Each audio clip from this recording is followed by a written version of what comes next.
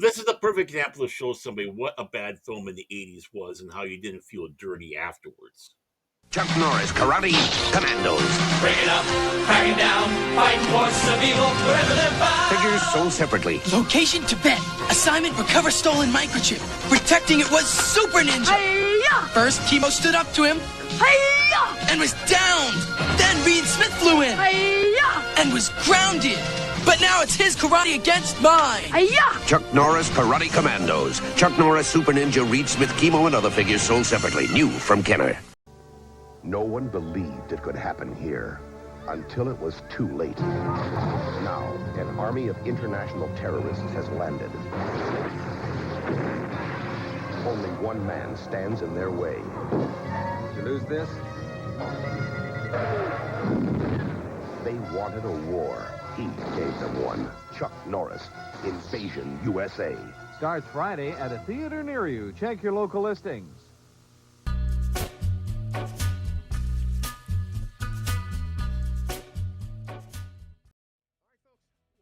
This is a first-time watch. That's right, for the old pops. We're going to be hanging out talking about a Chuck Norris movie. That's right, with this guy. This guy's coming in for some more torture with me. Baron, what is going on, brother? How you been? Hey, I haven't been too bad at all. Watching some interesting films. This one I thought I saw, but I don't remember much of it. But I know I must have seen it, 1985. But, just hanging in there, getting through. Hard to believe, when we're filming this, it's August. It's like, where has the year gone? Where has it gone, people? Who is stealing my year? But, yeah, as we get older, they say the clock speeds up, and I'm definitely feeling that now. I had someone made a comment about a video or a movie, I forget what it was, and it's like, yeah, I just did that. I originally typed back a couple weeks ago, and then I went to go look to see when I had done it. And it was actually in March, so I had to change it to a few months ago. And I'm like, yeah, the world is spinning faster in our old age, I think. And yeah, 40 years later, Chuck Norris, Invasion USA, a huge cult favorite for many folks. It's one that people have been asking me to talk about for a very long time. I had not seen this. I told Baron before we started, I had this mixed up in my brain with a sort of a montage of Chuck Norris movies, and I will get my hot take out of the way. I am not a massive Chuck Norris apologist. It is what it is, and I appreciate it for that. But he does it's not fair as a critic in me to not hold him accountable for the things that rub me the wrong way from other actors. Like, he doesn't really emote. No. There's no emotions. No. He dresses the same and drives a very similar truck that he did. And we just recently here on the channel, we talked about Lone Wolf McQuade, which has a great fight scene with David Carradine. This is just shoot 'em up, crazy Red Dawn sort of. It's almost like a spiritual follow-up. I don't think it would have been possible for them to have rushed this through production because of Red Dawn, because Red Dawn would have come out the year before. Right. But it feels like watch Red Dawn and then watch this, and you can get a good feel of the Red Scare and the Cold War fever that was in our youth, Baron. It's like we grew up on that sort of that thing. So yeah, Invasion USA, man. Yeah, I mean, done by the Go-Go Boys, Go and Globus, but they were always nicknamed the Go-Go Boys. I wouldn't doubt if this was in response to Red Dawn, because they're kind of a little bit more upscale Corman. I mean, they rush out films. They did like 20, 40 films a year. So it's like they had a machine going at Canon, and not a little bit more of a budget than Corman. So at least they had that ability. But it was like, let's push it out. And they were lucky enough to get some contracts with some really notable people. Of course, one of which, Chuck Norris. You were saying Lone Wolf McQuade. I think that was his best film, myself personally, humbly say. But yeah, it's Chuck Norris basically has one emote: "I'm going to get you." It's just that robotic look. I mean, take a look at that one. You take a look at the poster art. It's the same face through the entire thing, and not much dialogue from him, which is good. So it's Yeah, he had just signed a contract with Canon. This is his first mhm, film in that contract. He had a six film deal. They, of course, were doing quite well for themselves following the successes of the Death Wish film that they got the rights to, and then the sequel done very well, of course. They just had a great knack of putting together these sort of moderate to low budget mhm, action blow 'em up films for that era, and Norris was about doing this. Now he and his brother are given more script credit here.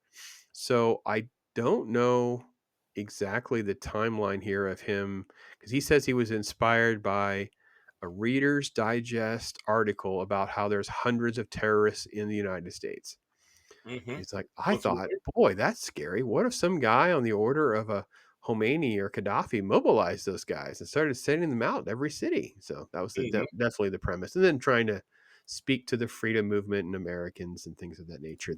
And the film has aged well conceptually. The concept of the war on terrorism that manifests into our lexicon, mhm, 2001 and beyond, hasn't really left our lexicon. It's kind of fizzled out over the last, I'd say, maybe 10 years. But I think between 2001 and 2015, the terrorism stuff and mhm, kind of a mobilization against terrorism and security efforts and stuff were, pinnacle. This film feels like it's aged well. And then, of course, with the Red Dawn sort of sequel being so badly done, that this, I think, feels as a better emotional sequel conceptually. Because I think this makes more sense, mhm, other than like them coming up in the beach. Like, I think if they had just already been here, that would have been better for me, because we mhm. didn't need to have that sequence. We just needed to have them already here. So that's Right. probably conceptually my biggest problem with the film. But basically, the premise is you have this backstory that we have to get to right out of the way. Chuck Norris's character, Matt Hunter, worked for the CIA, had an opportunity to take down Soviet mastermind named Rostov, played by Richard Lynch, who I knew from Sword and Sorcerer in particular. Mhm. And Yeah, he he was a doesn't do great. that. Yeah, he was Doesn't a do that. great actor in that. He was a great villain to have. He was like a discount Christopher Walken, in my opinion. But in Airwolf, he was in. Uh, I mean, just the list. Buck Rogers in the 25th Century, I believe he was in Battlestar Galactica, Battlestar. Hmm.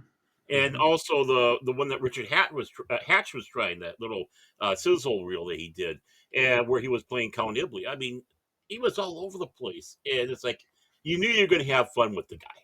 There's no doubt about it.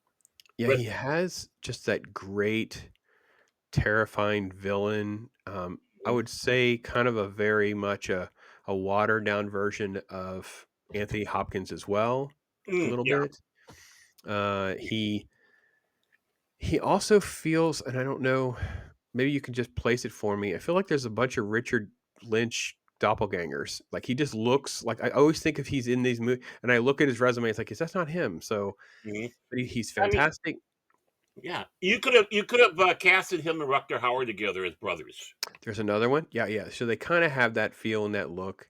Hmm. And he is orchestrating a revenge plot against America by having sort of a covert terrorist attack, mobilizing particularly the Cuban militants. And the film opens with a little bit of some Cuban migration that we'll get to here in a second. Hmm. And then Chuck Norris, though, knows who this mastermind is and has sort of an upper hand ahead of the three-letter agencies to figure out how to get to the core of the problem faster. So that's kind of, so not only is it the revenge plot, it's also the fact that he just kind of knows who this guy is. So Hmm. the film opens with, I think, really maybe the best on-screen depiction of what Cuban migration kind of looks like. Hmm. So just a bunch of folks that are in a boat. This guy Hmm. walks up. They kind of run over like they're the Coast Guard. He's dressed in his whites and says, "Welcome to America." And they're all like, "Yay, we're gonna make it, right?" And then he's abruptly organizing everyone, and they start opening fire. And they just murder them Hmm. all because they're smuggling cocaine, which of course that money is being used to get arms and control and power for this grandmaster plan. So Hmm. that that coming over on the banana boat type thing was just depicted pretty well in this scene, way better than I couldn't think of another movie. I mean, back in the days, we all knew of Scarface and things like that, but this is Right. a film that felt this scene felt pretty good. This Yeah. felt good, intense. Yeah, Hmm. good. I mean, what a great start to the movie. The like you were saying, the tension, the suspense, the and all that. You know what's going on, and you see the boat coming, and it's like part of you going, "Is this for real or not?" You know, almost like what they're wanting to know on there. Then it comes in, but any one of us who knows Lynch knows right off the bat. Okay, these are the bad guys. What's going on? And then well, it's not a spoiler because it happens right away. Then the massacre of everybody, including the little boy who was so hopeful. I mean, it really uh, hits home, and plus the fact that hey, we're smuggling the big C word along with it, and the boat's having engine problems. They're just like anything, they're grabbing whatever they can to get out of Cuba, which is you know very realistic. I mean, you hear about what some of these people use to get out of Cuba to get to the United States. And a rickety boat like that, that's barely afloat, whose engine, yeah, Yep. believable, believable. Probably one of the, yeah, like you said, one of the most believable. And right off the bat, it starts giving this movie cred. But let's see how Mhm. long it lasts. That cred, you know. Yeah, you feel like it establishes our villain. It establishes how violent and they have no problem murdering children for their cause. It gives you everything you need to have that. And then we have sort of a I mean, it kind of felt kind of awkward. Like, why are we going to Chuck Norris's character in the Everglades? Mhm. Open chested, typical Chuck Norris cliches. While the feds and stuff start to investigate and try to discuss, of course, we have to have our cliche '80s reporter who Mhm. really doesn't get anything of any significance. She doesn't become a romantic interest like the normal cliche. She doesn't tend to infiltrate. She doesn't get kidnapped. She Mhm. doesn't get any key evidence. She's sort of like stuck along for the ride a couple of moments. Mhm. But I don't know about you. I mean, I'm critical of cliches, as anyone knows, Baron. But Right. I'm also kind of disappointed when I don't get any cliche. Usually, I have to have something to work with. She was completely irrelevant to the entire movie. Why, except for one thing, letting him use her car and rescue somebody. That's it. Other than that, yeah, I mean, I don't mind not going with the cliche, the tired cliche in my book, where oh, she's got to fall for the hero. I mean, that's been going on, for how centuries in the stories. So the fact that that wasn't the case is refreshing. But there's not. Yeah, what was she there for? She No, was there. It's like we planned to do something with her, but oops, we forgot. All she's doing is saying, "I see you, cowboy," or "How you doing, cowboy?" or yeah, yeah, you're an a-hole, cowboy." yeah. She's the only other character that sort of kind of exists through the whole film that is on that side of the battle. Hmm. But we do have some really good actors in this movie, and it's the Oh yeah. typical cast of cadres that Bear and I keep talking about, where these are the journeyman performers. You'll see them and go, I know I've seen them somewhere, right? When you see this guy, everyone knows this guy. For those of us that love crime movies, you're all like, who is this? I know I love this guy. And it's like, well, if you've seen the Untouchables, you're like, oh yeah, yeah, yeah, it's Hmm. Nitty. Yeah, yeah. Yeah, Billy Drago he's phenomenal. He's phenomenal. He does such great sort of like criminal thuggery. Hmm. I don't exactly even know how to put it um, in words, but I tell you what, he lived.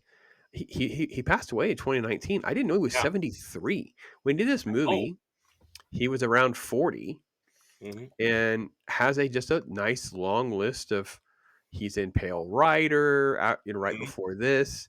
Obviously, tons of TV and cinematic films for decades, for years, all the way through the 90s and the 2000s. And his last work was done in 2014. So he worked well into his 60s.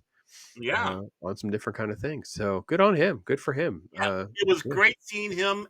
I was very disappointed though that he was very underused. he was dispatched rather quickly, shall we say?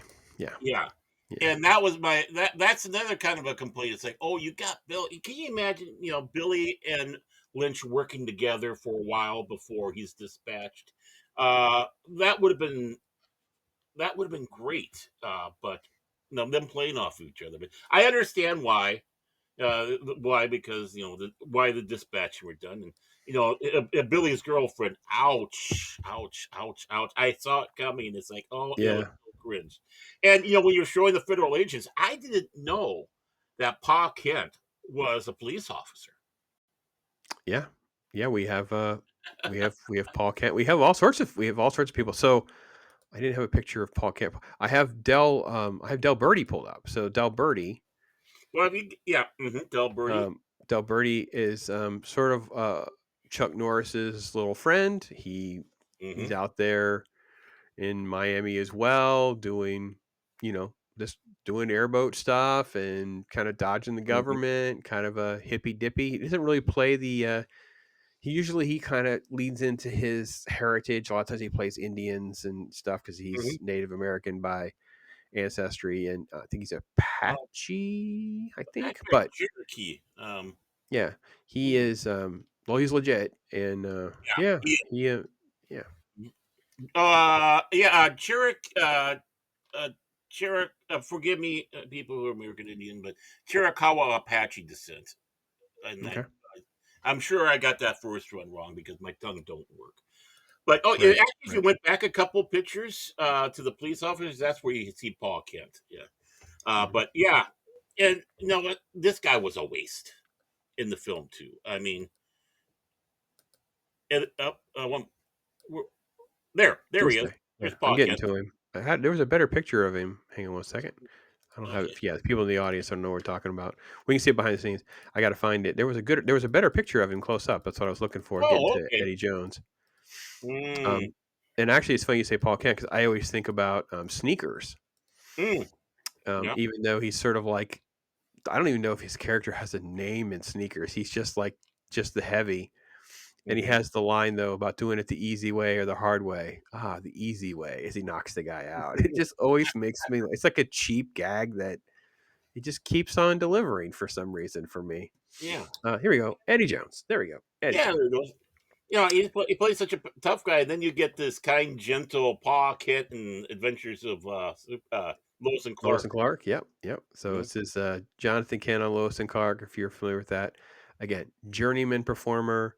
Mm, He's one of the cops from Trading Places, all the way through tons of roles on and off screen yeah, for years and decades. Um, great character actor. Great yeah, character. just a great, cop guy, serious guy, fed, that kind of thing. He doesn't really get any good script or lines or anything of any significance. Mm, He basically is just the caricature of how incompetent the government is at investigating stuff. He just kind of, well, we mhm. don't have anything yet. We don't Yeah, know anything yet. Just walks around late all the time, and yeah, then we get one scene later on. So that's kind of it. yeah. I mean, underused, and even then, it's like what a poor representation of the quote unquote incompetent government official officer. It's like ho hum, Yeah, right? yeah. It's there. You feel nothing. Yeah, again, I think you brought up how you think Lone Wolf McQuade is so much better, and I really agree because you feel like there was this great interaction with the government. You all these great lines. hmm Um, there's great moments with that. Yeah, Lone Wolf McQuade, I felt coming away with it was I felt that it was so incredibly underrated. Yeah. And if I have to give an early assessment or sort of reveal how I feel with Invasion USA, this is going to fall into that camp again. Bear and I keep having this theme over and over again of missed opportunities where conceptually, this is a pretty decent film. You have some elements that could have gone well, hmm and it can be put in that same category. If I'm forced to remake movies, this hmm is one that I would remake. This is one I could Yeah. remake. This is actually a better premise for a Red Dawn remake than the Red Dawn remake. Red Dawn remake was unbearable. Like I couldn't. Yeah. I know I got through it. Hmm. Didn't see it in the theater. Know I got through it. My wife loves Chris Hemsworth for obvious reasons. And then that was the end of that. And I've never watched it again. I really can't tell you much about it other than I'm pretty sure if I remember it was North Koreans, but it was so silly with how they did Yeah. it. This works pretty well, but it would have been better to have a better cliched cop as well. Again, this is a thing like we didn't even try to get good cliches done well. Yeah. Yeah. There are great look, I have to be honest, I laughed. Hmm. So the steroid muscle bound guy and the Spanish cliches, Hmm. they worked okay for me. Then you have like the cheeky she just looks like she's like a Linda Hamilton cousin to me. Prostitute, but she isn't really dressed like a prostitute properly. Like they're in a strip club, but everyone's in shadows, so it never gets too racy. But then Yeah. she's not really. I mean, everything just feels like we always say this, Baron. I feel like we keep picking movies that are too much aligned with the same problem. Um, Hmm. they don't want to lean too far into this, or they have a budget issue, or they. It seems like there's just so many things that are executed better somewhere else. But Right. yeah, Yeah. I mean, another wasted moment with her and what was going on with that is like, okay, it's it I love mystery. Leaving things mysteries in movies, TVs, even books, whatever, that you don't have to explain everything. You need to keep that mystery kind of alive. Like we didn't need Solo because you needed to have the mystique of Han Solo. hmm He's a man of mystery. We don't need to delve into a lot of these areas. You want to keep that mystery alive because it keeps the character going. One of the worst things you could ever do is taking the helmet off of Boba Fett. yep, You again right there. You ruined that mystery that we all had. Same thing, with Sly Stallone's Judge Dredd. Um, when you explain too much, it becomes boring and just leave things easy. But the thing is they weren't really answering anything in this film. no, the So, characters spend more time telling them how they don't ever know anything. Like it's just, mhm, it's not even. So again, this is why Commando has similar premises and cliches of the one man army philosophy mhm, that work. It's like, mhm, I don't know anything. Cut to Arnold holding the guy, dangling him by his foot to get him to confess that he knows something. And then he has this silly, cheeky line. And then we move on to the next sequence. And it's yeah. fantastic fun. This one just keeps falling up short. I always wonder, and I don't know if this you Chuck Norris people that are just obsessed with him, Mhm, is it why is it they don't he never had like the one-liners of the 80s? He seems like he's pretty yeah. devoid of having that leaning into that cliche, which makes some of those movies more fun. And this Well, doesn't have that. So Lone Wolf had one. It's they like had a never. lot more for sure. Yeah. Yeah. I mean, he dropped that "Never give your lady your peace" after she almost shot him. Good point. To do it. And I mean, that was one that was a good line. I don't know why that never caught on, because I thought that was hysterical. And you're going to about Commando, yeah. I mean, see, Arnold's holding him over and goes, "Sorry, when I told you I was going to kill you last, I lied," and Yeah, lets it him drops go. him. Yeah. Yeah, I mean, that is one of my favorite scenes in movies out there. I always got a big laugh out of that one, and it's one that's been permeated in here. So, uh, but yeah, this film suffers that. I mean, how many lines? I don't know who had more lines, Mel Gibson in Road Warrior or Chuck Norris in this one. It worked in Road Warrior. Hmm. Yeah, the edginess of Road Warrior. Hmm. Yeah. It just feels like everything is sort of subdued. Hmm. I will say that, we get some cool moments Hmm. and things but they don't spend enough time. They're too quick. Right. Everything just feels so chopped up. And maybe that's it. Maybe there is like a longer version of this movie. Like there's like some, because it's 107 minutes with very abrupt credits, by the way. Yeah. Literally, it's this movie has some of the most abrupt credits I've ever seen. Chuck Hmm. Norris defeats the bad guy. He drops the weapon, and it cuts to black. It's like there was like 2 seconds. It was some of the most abrupt credits I've ever seen. I Yeah. feel like it needs a little more time for us to get to know that he likes this guy. You know, Hmm. they're in the Everglades. They're wrangling some gators together. John Yeah. Eagles. You know, we Hmm. don't get enough about John Eagle in locations. We just get I, the attack on. They figure out that's where uh, Chuck Norris's character lives. They attack it. This is later in the movie. It's not related to that, yeah. and they attack via airboat, which actually was actually done reasonably well for a pretty low budget thing. Was, hey, let's go rent some airboats and Yeah. have them kind of come in kind of menacing. I thought this was actually okay. That was not bad. This is one of those things where you can have something that's simple.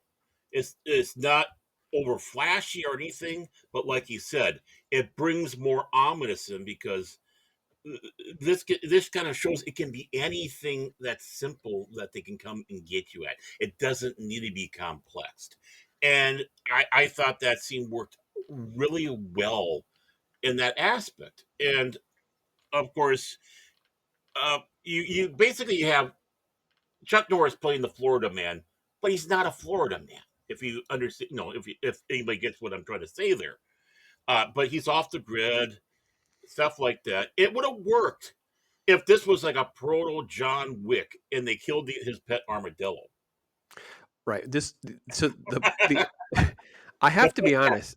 I laughed and loved the armadillo because the armadillo. First off, that there is a trained armadillo. Like there's a scene where it's on like a rug.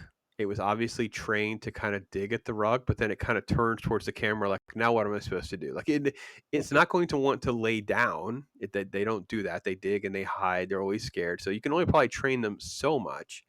Right. But it did. It goes around and kind of scratches. And then it's like this scene, go over and it's trained to go and knock over the little dog bowl full of milk. Hmm. And they do cover up the airboat approaching by having him chopping wood, right? So he's running a chainsaw. He kind of hesitates a couple of times, but he doesn't catch on. All of that was actually pretty good. I will say that. Oh, here it is. Here's the armadillo.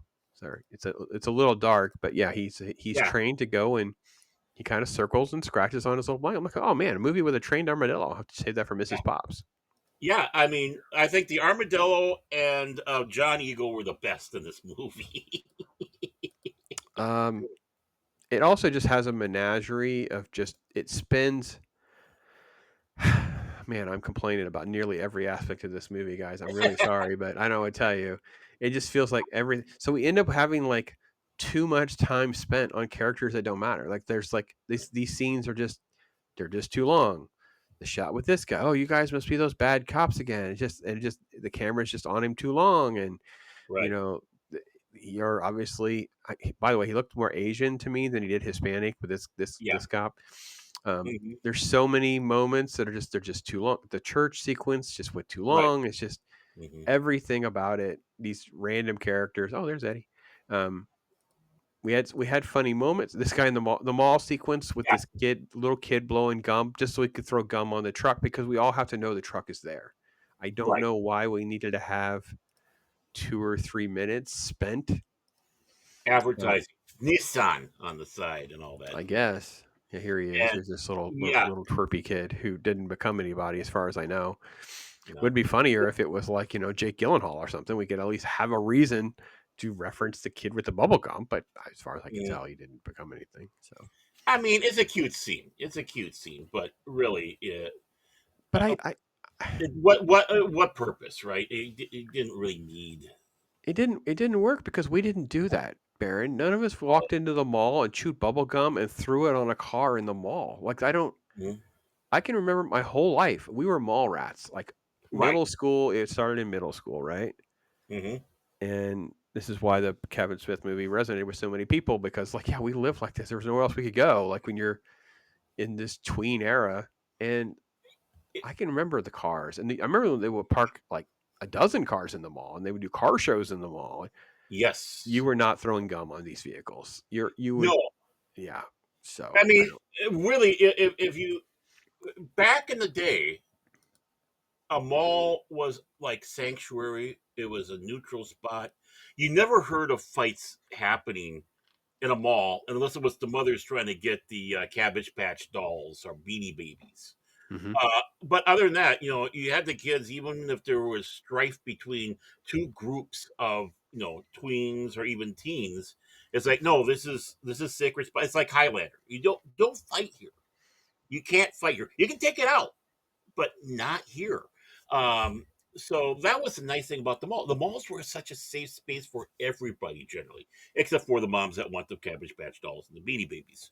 Um, so yeah, you didn't necessarily have that. Yeah, there was some troublemaking. Yeah, you had some kids try to lift some stuff. I mean, there's always hijinks that does happen, but on the level of things, it was very low. Unlike now, where you hear about the violence that happens in the mall. We've got the Mall of America here, and you hear about the fights or someone being thrown off one of the top levels or something like that, and which is a shame. It shouldn't be. So I just felt like it. One of the reasons it doesn't work is we didn't do any of that. There's no like connective tissue to real life, and then two, a ton of time is wasted on this sort of like the hijinks of this kid blowing bubbles and looking at the security officer, yeah, just because the whole point is just so that we know about this truck because nothing ever comes of anything else.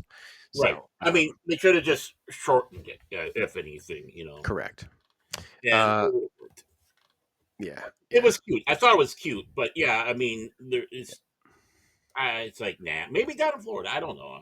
No, no. If we had fights, they'd take them outside. You don't want to. You didn't ever want to have they don't call it a restraining order here, like a trespassing order. You don't want to ever get thrown out of the mall and have a trespassing order where you can't go back to the mall. That would have been a death nail in your life. That would have been bad. It was, So yeah, yeah, there were fights, but it would be like low brawls. It was just yeah, yeah. I don't It know. was Anyway, nothing. so no, Take your this film just boils down to Richard Lynch Mm-hmm. and his psychotic obsession with getting revenge and dealing with all this other stuff going on to get to Yeah, Chuck Chuck. Norris. And that's pretty much it. He's derailing his master terrorism plan. There are good scenes with him Mm-hmm. and the other sort of mastermind who is called Nico. Yep. And You think? Nico's constant like, you're going to mess up the whole plan, man. I wish it would have felt more Russian. It didn't feel Russian or Soviet enough, if that makes sense. No, it really didn't. It's like, unless yeah, it didn't feel that way unless it was one of those deep agents who trained hard to be able to soak into society. But we don't have any explanation of that. Just a quick line could have done that. But even the feud between Chuck Norris and Mikhail, Hmm. it's like that is one of the lamest things. All he was stopped from blowing up a place. Chuck Norris didn't really do anything to him much, and now you have the wrath where it's like if Chuck Norris destroyed most of everything that he had, which he didn't, and obviously Mikhail was set loose. What is the true basis of this animosity? And that is something. Yeah, we do need to have a little bit of explanation, but the explanation is lame. Yeah. It doesn't Yeah. grab you. It's like, what is the passion behind it? Yeah, even a crazy guy.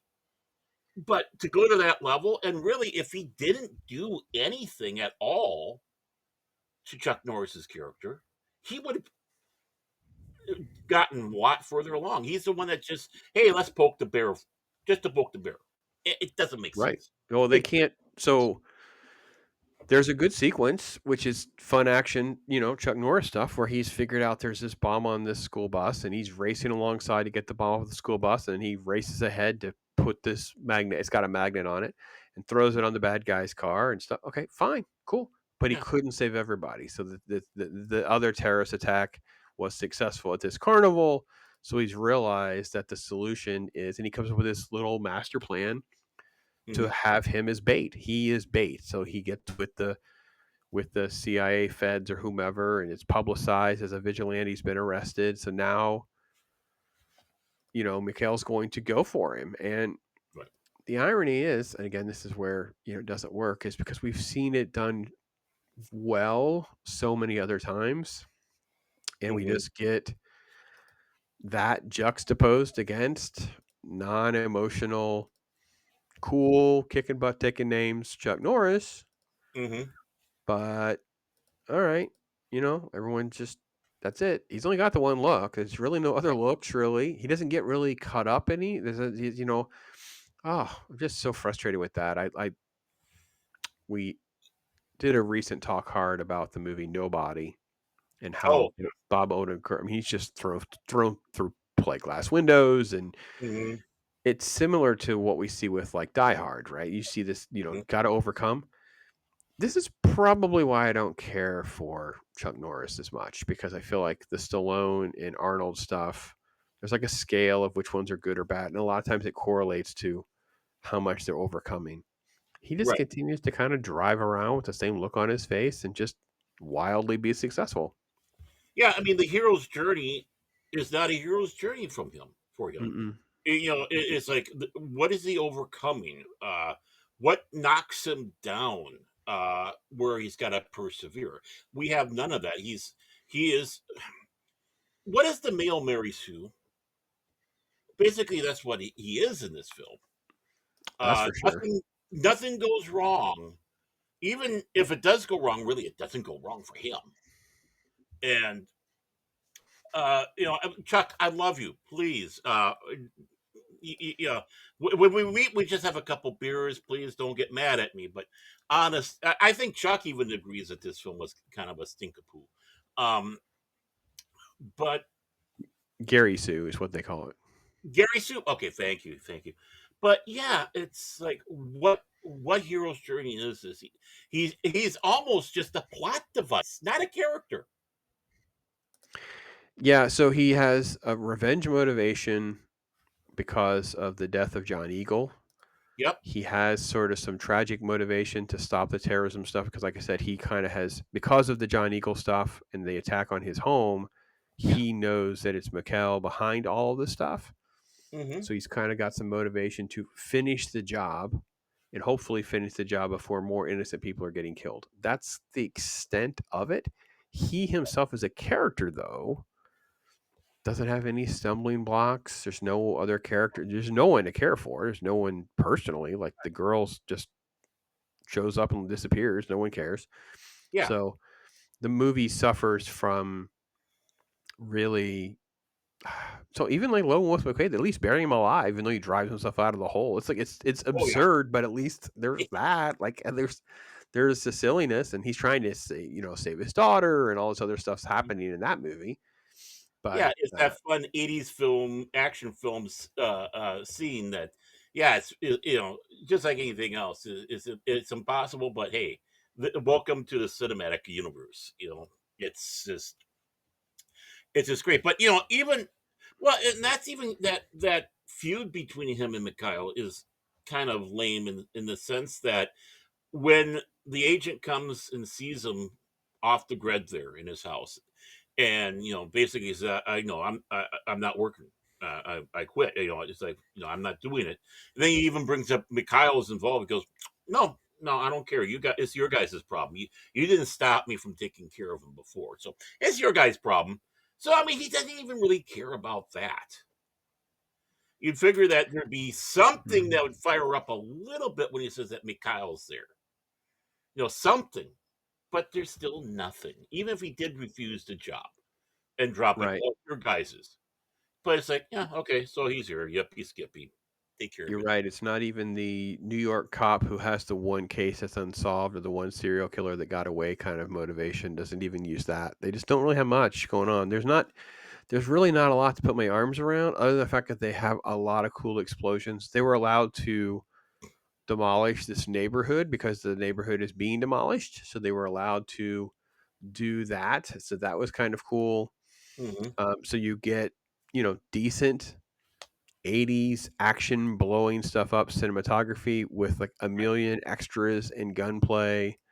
Mm-hmm. Um, all of that stuff was good, and you get Richard Lynch playing a pretty decent villain, or doing the best he can with what he's got Right. to work with. Mm-hmm. So And yeah, and their all in big, all, that's oh, about and it. their big obsession of using rocket launchers and laws Yeah, all the I he these.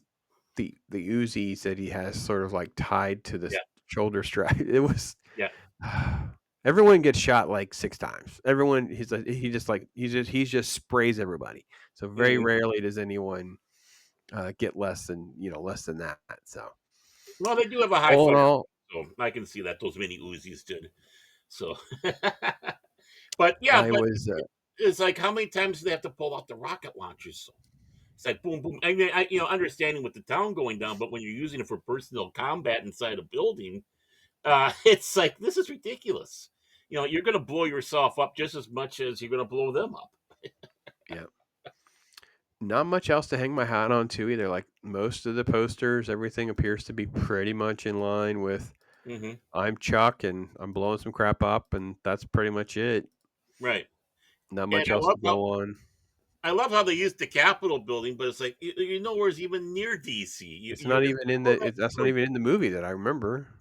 no, Florida and Georgia. Boom, those are Hmm. the places because they had that command center thing down there where we bring all the governors closer to where the problem is instead of taking all the governors someplace like Alaska or something where it's safer.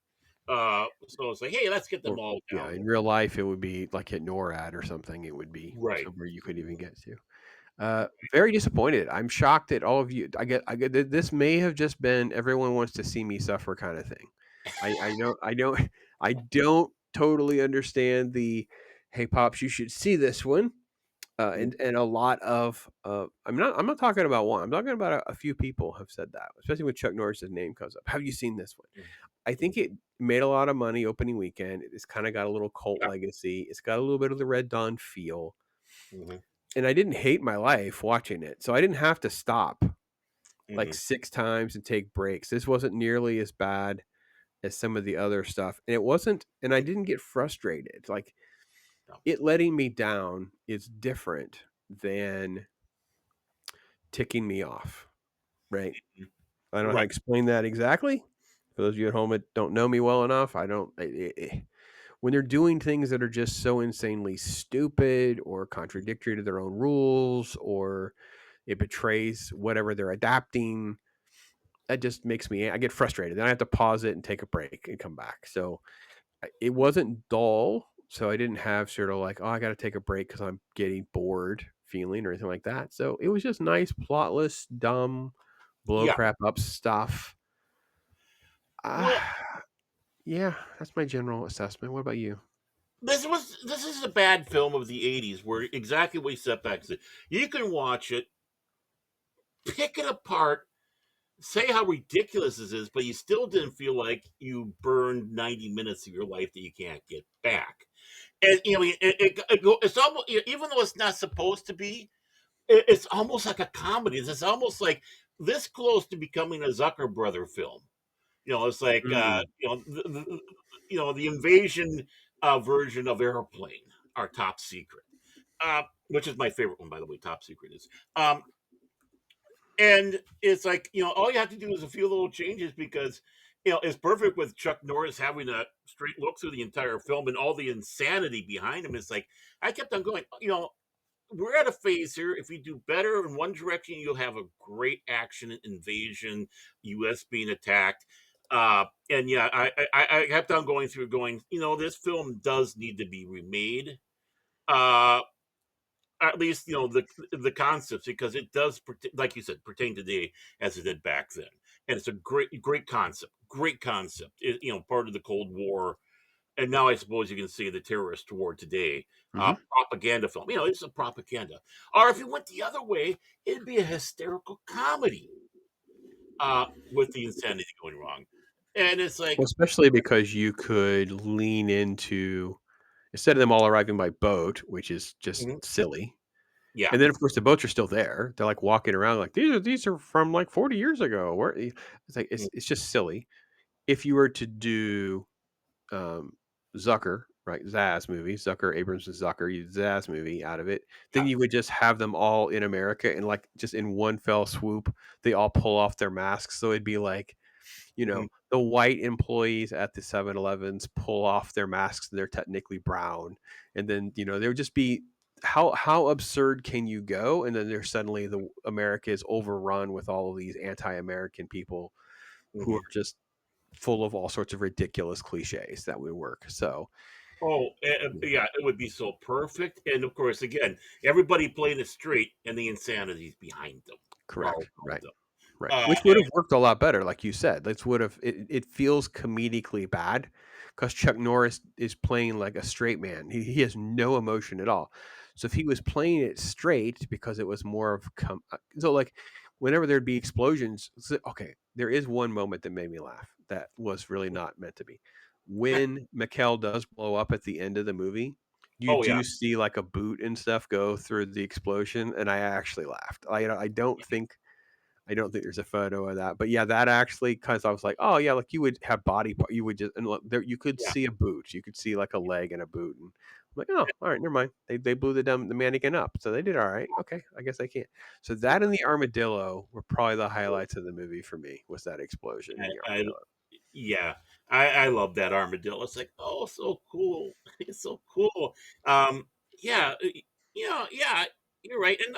And I did like John Eagle, but not I you didn't know, get attached though. I was just no. came and went too fast. He was an interesting character. They just didn't get to be there with us. So It would have yeah. been better if he was a sidekick. He's the one that's if you're going to have Chuck Norris as the straight man, you have Eagle there as the Comic relief. comic relief, and maybe somewhere along the way he gets off to where you kind of get attached to the character and his meaning behind it. But yeah, you just I don't think you ever off him. I think you do a combination of like Chubbs and Nordberg. That oh yeah, he's losing limbs and they're being replaced with parts that are too fragile to be useful. And then mm, whenever you think he's gone, he comes back again and there's another oh, puts him in harm's way yet again. Yeah, it's a Chubbs and Nordberg cliche would be the best way you would play that with Chuck Norris just playing it straight the whole time. So yeah, uh, but sadly not meant to be a comedy. I no, kind of have to score it. The armadillo probably gives it a whole point for me because I mean it's a trained armadillo. yeah, It is a Christmas movie, technically, very much similar to Trancers. We do get a Christmas reference, so technically, I guess it could be a mhm, Christmas movie for those of you out there. We should do like yep, obscure Christmas movie reference movies. They don't ever get brought up. This would be on that list. Yeah, transers, Trancers, yeah. Um, I'm going to give it a 1.5 out of 5, so 3 out of 10 for those of you try to do the math on that, and probably three is a little hard to handle. So, it might be 2.5, but it's yeah, that's about where I'm at on this movie. It's pretty rough, yeah. um, but But as we say, it's one of the worst. I'm okay with not hating my life kind of movies I may have ever seen. Like this may be one of the lowest scoring. It's on. I don't hate my life. Turn that off. Movies. mhm. You know what I mean? I feel like that's kind of where this movie is. Yeah, I mean, uh, I got amusement out of it. And if there's anything a movie should do, whether they intended or not, well, I mean, they should always intend that you somewhat enjoy it.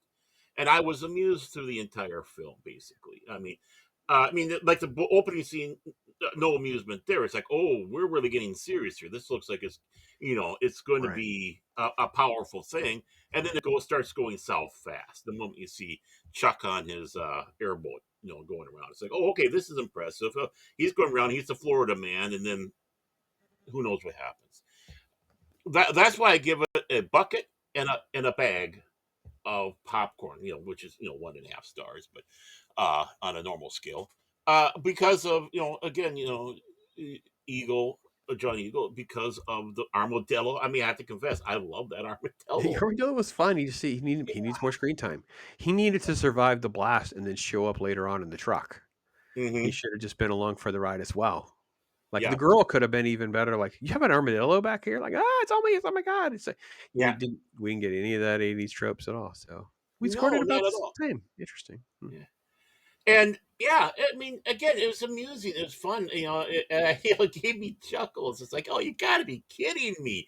It's like you're so amused by what has gone completely wrong with how this film is being presented. And I think that's an important thing. It's like, I think there's fault with the director and the editor. I know there was a lot more scenes because Chuck Norris hinted at that, oh yeah, we had, this much footage and it was, kind of not done properly. So it's like, what would some, editing, adding some scenes, taking scenes out, like that do with this film? And it just, yeah, I mean, there was a great moment in this one, especially during that age of 80s propaganda, uh, which really, really exploded because, like we said before, Red Dawn, which Hmm. also the first film to be released as a PG-13, PG-13. Yep, but 100%. it was not the first one given that rating because it was released before the one that did get that rating, and that came out after. So it's one of those precarious little spots. I can't remember the first one that got the actual rating before it. Temple of Doom. No, Temple of Doom was the reason why they did that because Temple of Temple of Doom Doom, and Gremlins got Spielberg multiple phone calls, like like you're getting carried away. right? And it's like it's over a PG, but it's not quite R, and that's where that PG-13. So yeah, those two films were the ones that helped launch it. Particularly Indiana Jones, and the Kuna Calafre. Um, but it's so much potential in this film. And I mean, one thing though, one thing that kind of gives a little bit more of that bag of popcorn is they did really accurately show the mean streets, what they are like. Everyone thinks of Miami with all the glitzy, Miami Vice stuff like that.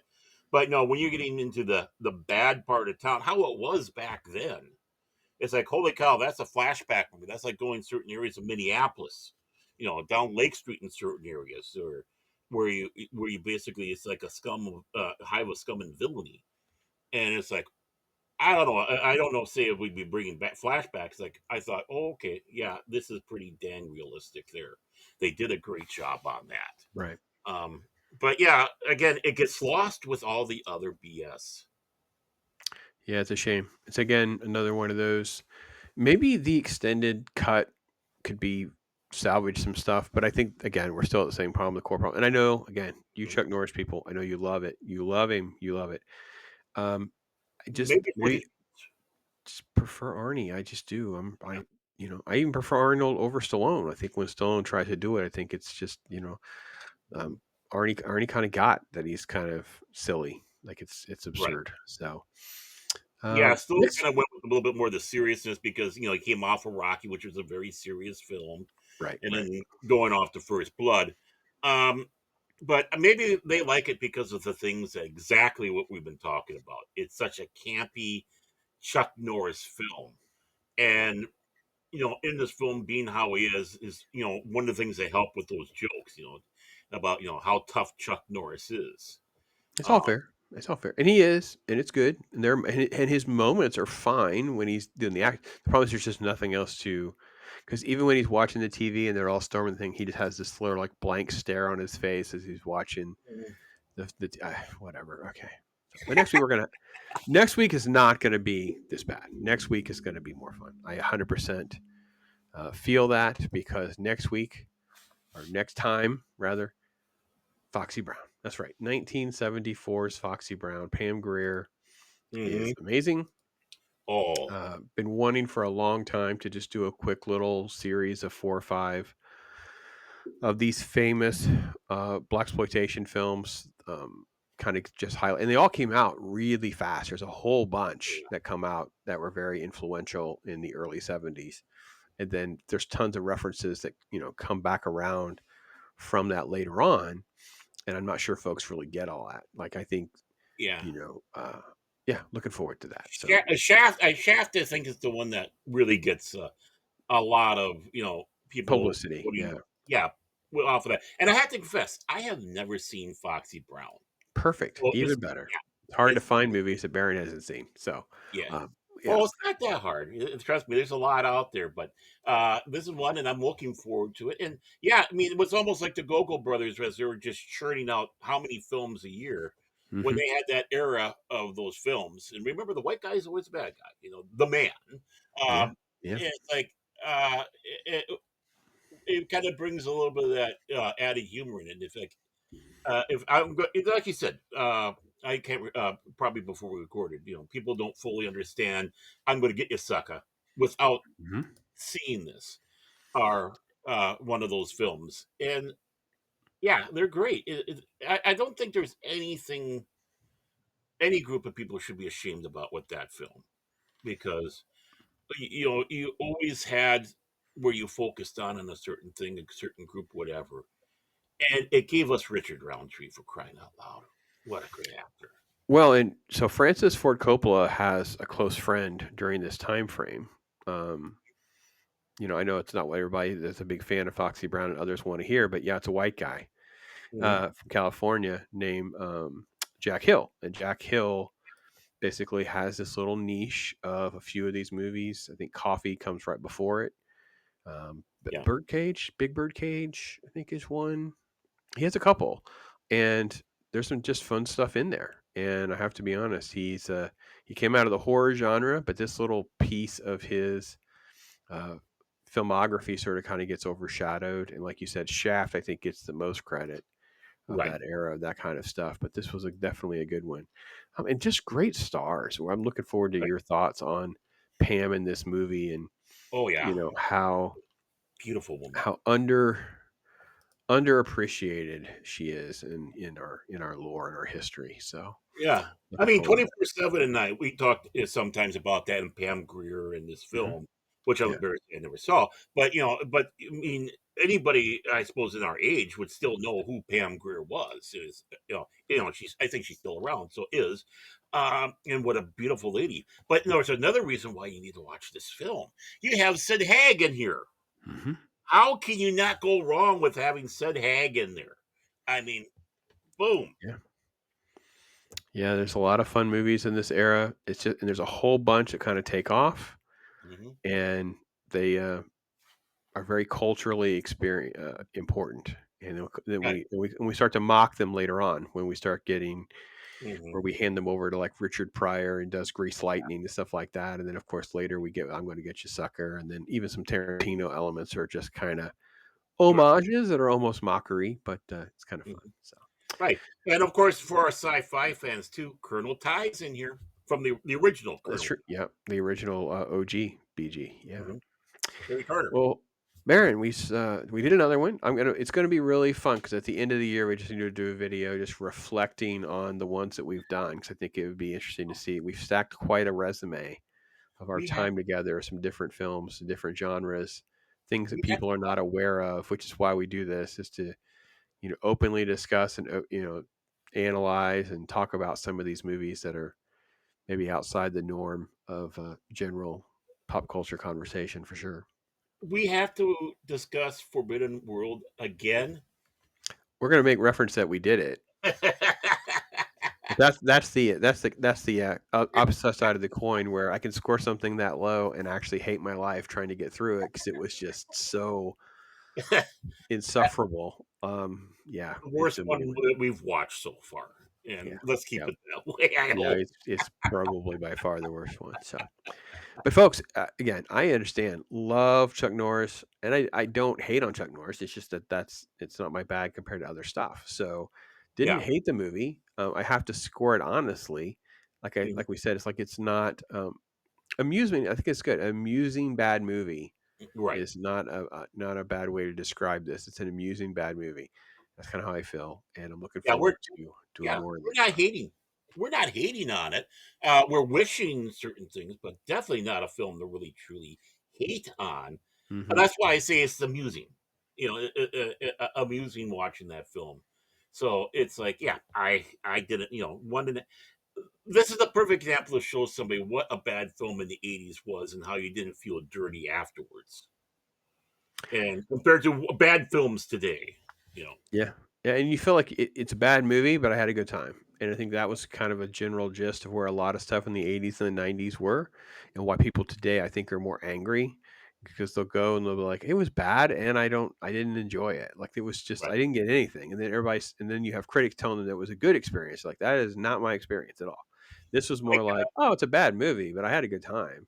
Critics didn't like it. Well, of course not. It's not a very good movie. I get it. Yeah. So that was the norm for bad movies. Now it's the whole formula has been sort of like messed up until we get back there. I don't know how to fix that. So. Oh, I mean, this was far more enjoyable than watching Happy Gilmore 2.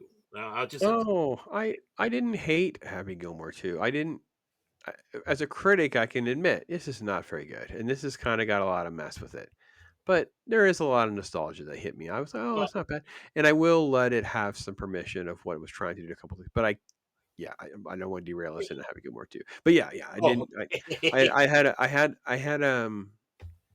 I was I getting had an ready. enjoyable enough time watching Invasion USA. That's all I'll say. Oh So. yeah.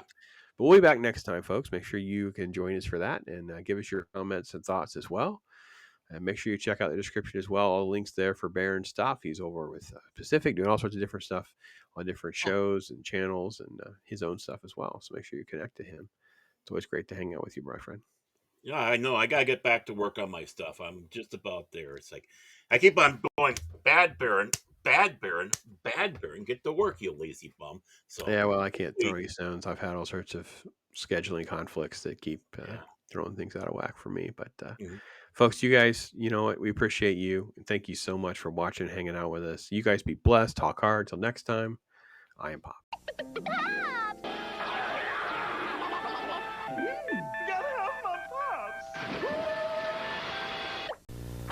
Imagine you're Rambo with your fighting machine, ordered to take position 19. Rambo, the force of freedom. With the Rambo power cycle, you got what it takes to track the enemy down, make him shiver and shake. Rambo, force of freedom. Now you got him right in your sight. You're fighting for justice, fighting for right. Rambo, the force of freedom. The Rambo power cycle with headband included by Coleco. So now the wolf has a wolf pack.